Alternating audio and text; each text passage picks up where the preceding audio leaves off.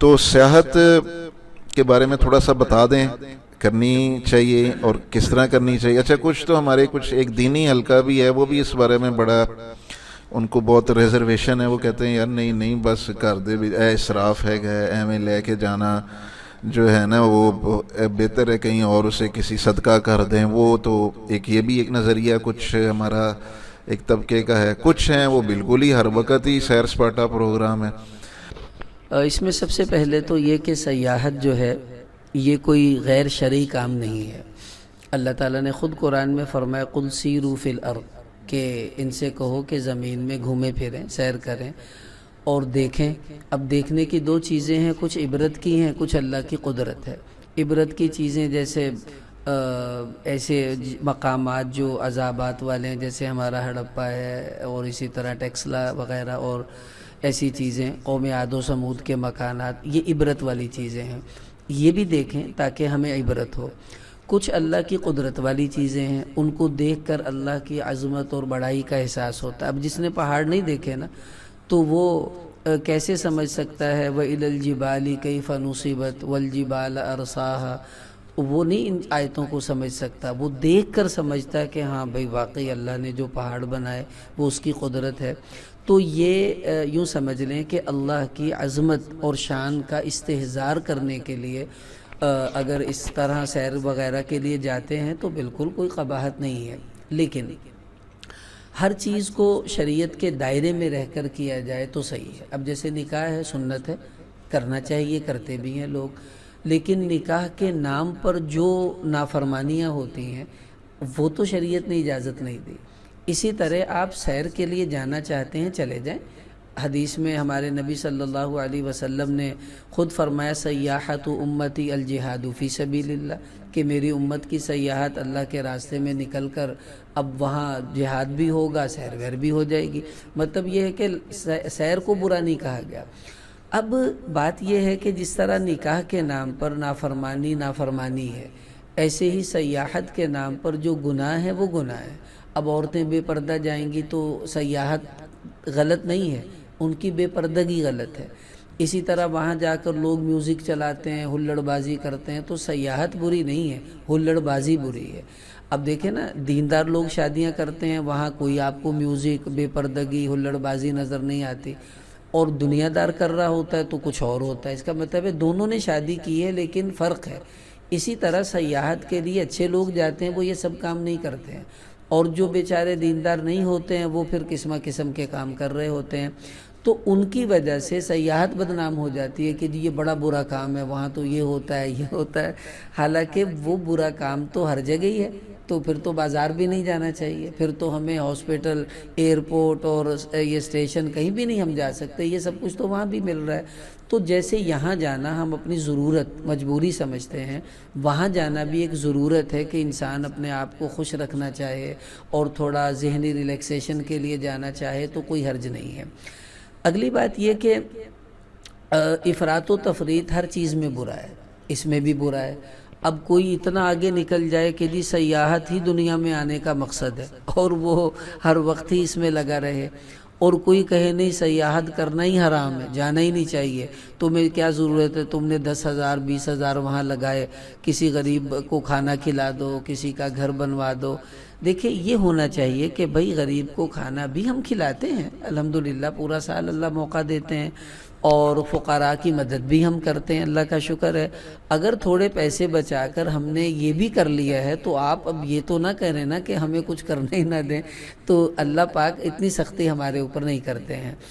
اب رہی بات کہ سیاحت کے لیے جانے والے، اب یہ دو الگ الگ ذمہ داریاں ہیں. ایک جو وزٹرز ہیں جو سیاحت کے لیے جاتے ہیں ان کی ذمہ داری. سب سے پہلی ذمہ داری جو یہ حادثات ہوتے ہیں اس حوالے سے میں عرض کر رہا ہوں وہ یہ کہ ان کو اپنی گاڑی پر نہیں جانا چاہیے، اس لیے کہ ہم لوگ وہاں کے یوز ٹو نہیں ہیں نا، وہ روڈ ہم نے دیکھے نہیں ہوئے، ہمیں گھوم گھوم کر گاڑی چلانے کی عادت نہیں ہے، ہم تو سیدھے موٹر وے پر جانے کے عادی ہیں، اور وہاں تو موڑ ہی موڑ ہے. تو اب یہاں کا ڈرائیور وہاں نہیں چل سکتا ہے، بالکل ایسے جیسے میں موٹر سائیکل بہت صحیح چلاتا ہوں، اب مینو کو کبھی موت دے کھوچے موٹر سائیکل چلاؤ تو میں تو نہیں چلا سکتا۔ وہاں گاڑی چلانا ایسے جیسے موت کے کنویں میں آپ گاڑی چلا رہے ہیں، اور وہ ہے بھی موت کا کنواں، تھوڑا سا آپ کی بے احتیاطی ہوئی اور آپ نیچے گر جاتے ہیں۔ تو یہاں کے جو ڈرائیورز ہیں وہ وہاں نہیں چل سکتے ہیں۔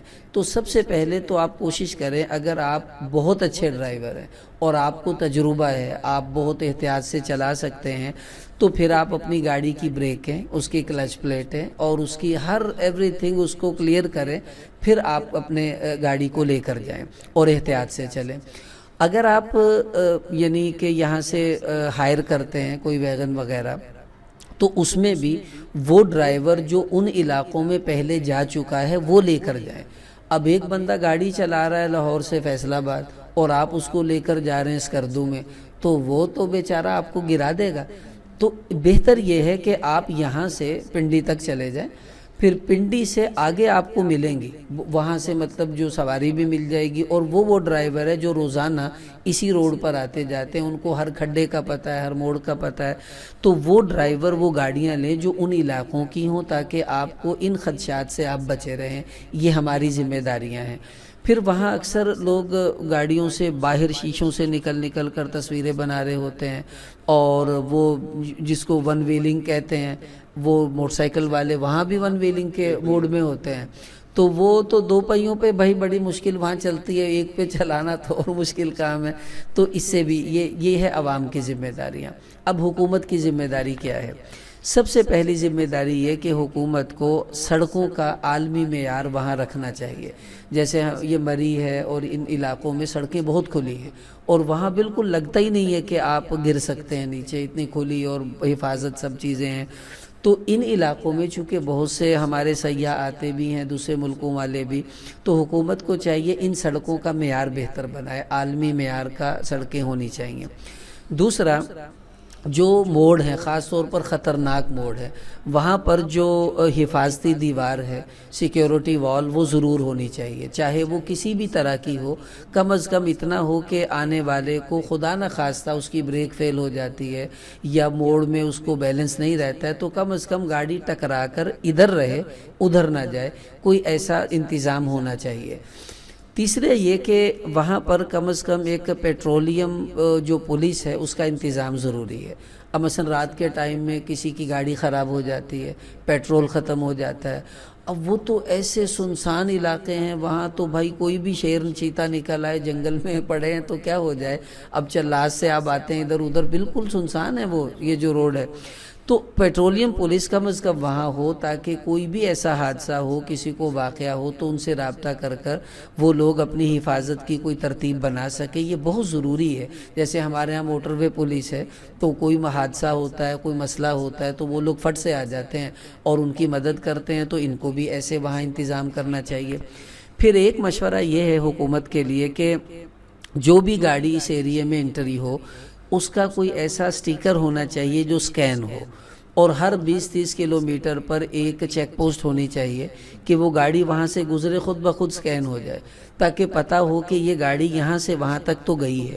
اب اگر اس سے آگے اس کی انٹری نہیں ہوئی تو پتہ چل جائے گا کہ ان کا حادثہ اس کے درمیان میں کوئی پرابلم ہے، یا کوئی معلومات لینا چاہے کہ اس نمبر کی ہماری گاڑی ہے وہ ابھی تک آئے نہیں ہے، تو پتہ ہو کہ وہ اس ایریے کے بیچ میں ہے، وہاں رابطہ کر ان کی حفاظت کی کوئی ترتیب بن سکتی ہے۔ تو یہ بھی حکومت کو، اب تو جدید دور آ گیا ہے، کوئی پرابلم نہیں ہے، کیمرے جگہ جگہ چل سکتے ہیں، تو یہ حکومت کو یہ انتظامات کرنے چاہیے۔ آخری یہ کہ وہاں پر جو نیشنل ہائی وے اتھارٹی ہے، اسی طرح جو فرنٹیئر ورکس آرگنائزیشن وہاں کی ایک تنظیم ہے، ان کی ذمہ داری ہے، جیسے موڑوں پر وہ مری وغیرہ میں وہ شیشے لگے ہوئے ہوتے ہیں، تو اس سے کچھ آئیڈیا ہو جاتا ہے گاڑی کے آنے جانے کا، وہ بھی لگانے چاہیے۔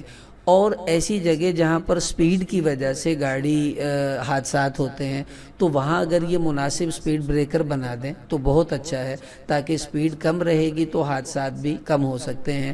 تو یہ حکومت اپنی ذمہ داری پوری کرے، عوام اپنی ذمہ داری پوری کرے، اور وہاں جا کر صرف سیر سپاٹا کریں اور اللہ کو ناراض کرنے کے کاموں سے بچیں، تو انشاءاللہ یہ جانا کوئی برا نہیں ہے، اور نہ ہی اس میں کوئی قباحت ہوگی۔